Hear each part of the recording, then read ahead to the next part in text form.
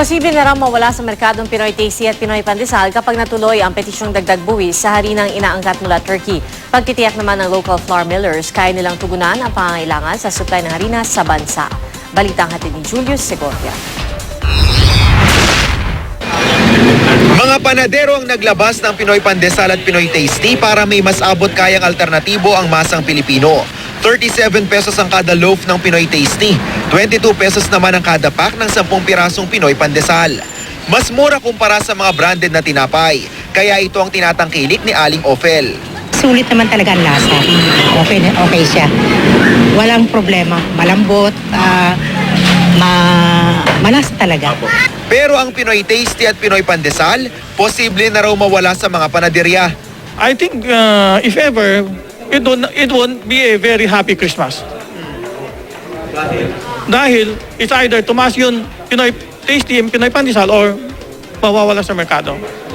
Huminto na kasi sa pag-aangkat ng Turkish flour ang mga importer. Kasunod ng petisyon ng mga local flour miller na itaas ang kasalukuyang 7% taripang ipinapataw sa harinang galing Turkey. Dahil mas mura ng halos 200 piso kada sako kumpara sa lokal na harina. Turkish flour daw ang tinatangkilik ng maraming panadero. Wala na po magagamit ng Turkish flour eh. Paano makabenta mas na itatapat doon sa presyo na binibenta namin?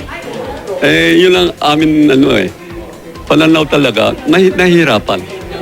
Kaya ayon sa Filipino-Chinese Bakery Association, posibleng pumalo sa 350 ang kada isang piraso ng pandesal kapag natuloy ang pagpapataw ng taripa sa Turkish flour.